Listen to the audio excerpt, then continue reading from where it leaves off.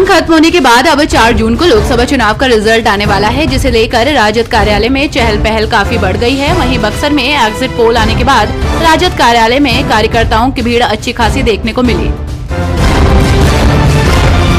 दिल्ली में तापमान में कुछ कमी आने से बिजली की मांग में कमी दर्ज की गई है, तो वहीं इस वर्ष मई में ही गर्मी पड़ने का रिकॉर्ड टूट गया है। दिल्ली के कई क्षेत्र में तापमान 50 डिग्री सेल्सियस के आसपास पहुंच गया था। लू का भी प्रकोप बना रहा और इस कारण बिजली की मांग में भी बढ़ोतरी की गई है। आपको बता दें कि 22 मई को अधिकतम मांग 8000 मेगावाट पहुंच गई थी। चुनाव आयोग ने बंगाल की बारासात और मथुरापुर लोकसभा सीटों के एक बूथ पर सोमवार को पुनर्मतदान का आदेश दिया है। चुनाव आयोग की ओर से जारी की गई अधिसूचना के मुताबिक बारासात के देगंगा विधानसभा केंद्र और मथुरापुर के कांगद्वीप विधानसभा केंद्र स्थित बूथ पर एक बार फिर से वोट पड़ेंगे। लोकसभा चुनाव 2024 के सभी चरणों के मतदान हो चुके हैं।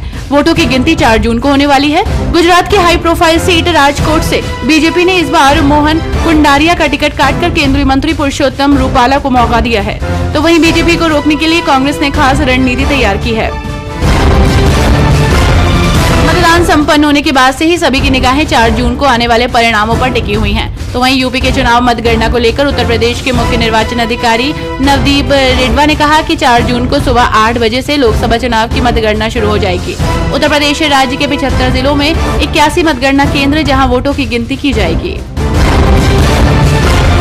लोकसभा चुनाव के लिए 7 चरणों में हुआ मतदान 1 जून को संपन्न हो चुका है, जिसके बाद अब 4 जून यानी कि कल वोटों की गिनती होगी। भीषण गर्मी में मतदान कराने को लेकर कई प्रकार की शिकायतें चुनाव आयोग के पास पहुंची हैं, जिस पर एक्शन लेते हुए चुनाव आयोग ने तत्काल प्रभाव से इन सभी शिकायतों का निपटारा किया। आपको बता दें कि चुनाव 2024 की घोषणा के बाद अभी तक 4.5 लाख से अधिक शिकायतें दर्ज हो चुकी हैं। लोकसभा चुनाव समाप्त होने के बाद अब वोटों की गिनती बाकी है। आपको बता दें कि इस बार के चुनाव में बसपा ने सबसे अधिक मुस्लिम प्रत्याशी चुनाव मैदान में उतारे हैं। हालांकि कई दलों ने मुस्लिम उम्मीदवारों से किनारा भी किया है, जिसे लेकर राजनीतिक पार्टियों में खूब चर्चा तक हुई। बिहार में लोकसभा चुनाव के परिणाम का इंतजार लोगों को बेसब्री से है। लोग जानना चाहते हैं कि आखिर किस गठबंधन की जीत होने जा रही है। इंडिया गठबंधन और एनडीए दोनों जीत के अलग अलग दावे कर रहे हैं और ऐसे में 2 सीटों पर सबकी निगाहें बनी हुई हैं, और वो है बिहार की जानी मानी पाटलिपुत्र लोकसभा सीट और पटना साहिब लोकसभा सीट, जिसे लेकर चर्चाओं का बाजार काफी गर्म है। एग्जिट पोल आने के बाद अब रिजल्ट पर सभी की निगाहें मैनपुरी सीट पर टिकी हुई हैं, क्योंकि मैनपुरी में सपा और भाजपा प्रत्याशी के बीच कांटे का मुकाबला है। मैनपुरी लोकसभा सीट जीतना भाजपा के लिए इस बार भी एक सपने जैसा है। इस बार के चुनाव में गृह मंत्री से लेकर सीएम योगी तक ने मैनपुरी में चुनाव प्रचार भले ही किया हो, मगर खबरों के मुताबिक जीत के मुकाबले में पूर्व सीएम अखिलेश यादव ही सामने रहेंगे।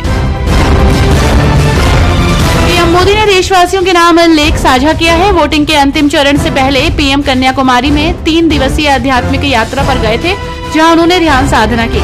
इस साधना के बाद से पीएम मोदी ने ध्यान से जुड़े अनुभवों को लेख के माध्यम से बताया कि इतने बड़े दायित्वों के बीच ऐसी साधना कठिन होती है, लेकिन कन्याकुमारी की भूमि और स्वामी विवेकानंद की प्रेरणा ने इसे सहज बना दिया।